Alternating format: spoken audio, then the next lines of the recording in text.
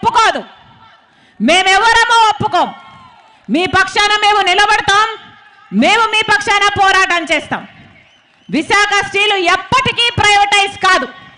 మా ప్రాణాలు అడ్డేసైనా సరే, మా ప్రాణాలు అడ్డేసైనా సరే విశాఖ స్టీల్ కోసం కాంగ్రెస్ పార్టీ నిలబడుతుంది.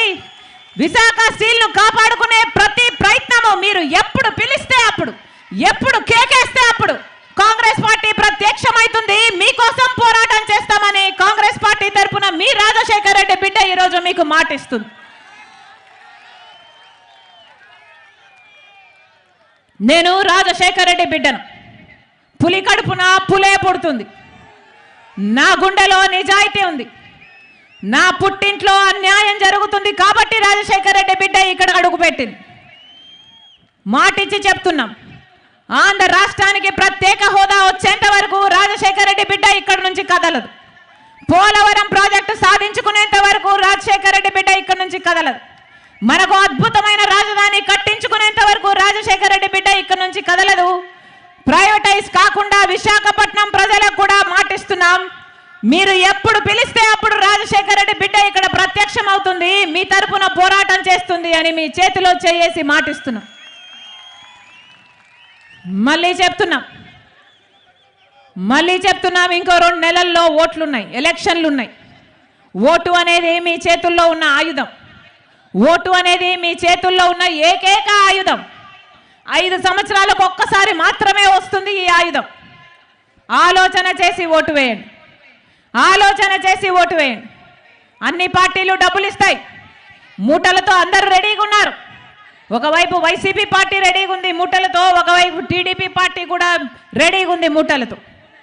డబ్బులు ఇస్తారు, తీసుకోండి. మీ డబ్బులే, మీ పేరు చెప్పి సంపాదించుకున్న డబ్బులే. కానీ ఓటు మాత్రం అమ్ముకోకండి. ఓటు ఎవరికి వేయాలి అని మీ మనస్సాక్షి చెప్పాలి. ఓటు ఎవరికి వేస్తారో మీ భవిష్యత్తు దాని మీద ఆధారపడి ఉంది. కాంగ్రెస్ పార్టీని ఆశీర్వదించండి. మాటిచ్చి చెప్తున్నాం, ప్రత్యేక హోదాను సాధ్యం చేస్తాం.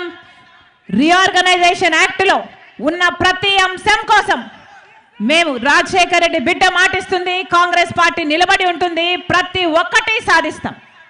విశాఖ స్టీలును కాపాడుకోవడమే కాదు, రాజశేఖర్ రెడ్డి గారి సంక్షేమ పాలన మళ్ళీ మీ చేతుల్లో పెడతామని, మీ గడప వరకు తీసుకొస్తానని రాజశేఖర్ రెడ్డి బిడ్డ మీకు మాటిస్తుంది. ఆ పోస్టర్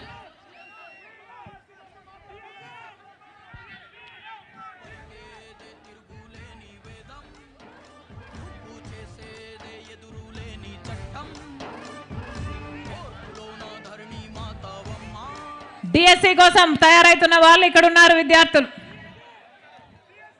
ఆలోచన చేయండి. 5 సంవత్సరాలు ప్రభుత్వం పట్టించుకోలేదు. జగనన్న గారు చెప్పిన మాట 2,30,000 ఉద్యోగాలు ప్రభుత్వ శాఖల్లో ఖాళీగా ఉన్నాయి. అధికారంలోకి వచ్చిన వెంటనే అవి భర్తీ చేస్తామని చెప్పారు. ప్రతి సంవత్సరము సంక్రాంతి ఎలా వస్తుందో జాబ్ క్యాలెండర్ కూడా ప్రతి సంవత్సరము వస్తుందని చెప్పాడు. 23,000 డిఎస్సి ఉద్యోగాలు, టీచర్ ఉద్యోగాలు ఖాళీగా ఉన్నాయి. 7,000 ఉద్యోగాలే ఎందుకు భర్తీ చేస్తున్నావు చంద్రబాబు గారు అని ఆ రోజు సిగ్గులేదా అని తిట్టాడు జగనన్న గారు. మరి ఈరోజు 23,000 ఉద్యోగాలను భర్తీ చేయాల్సిన జగనన్న గారు కేవలం 6,000 ఉద్యోగాలతో ఒక మెగా డిఎస్సి కాదు, ఒక డగా డిఎస్సి విడుదల చేశారు.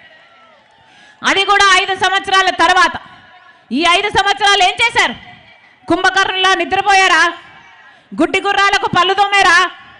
గాడిదలు కాసారా? 5 సంవత్సరాలు పట్టించుకోలేదు. ఇప్పుడు ఒక దగా డిఎస్సి అని ప్రవేశపెట్టారు. కాంగ్రెస్ పార్టీ మీకు మద్దతుగా నిలబడుతుంది. కాంగ్రెస్ పార్టీ అధికారం లేకొచ్చినాక 2,30,000 ఉద్యోగాలు ఉన్నాయి. మొత్తం అన్ని భర్తీ చేస్తామని మేము మాటిచ్చి చెప్తున్నాం.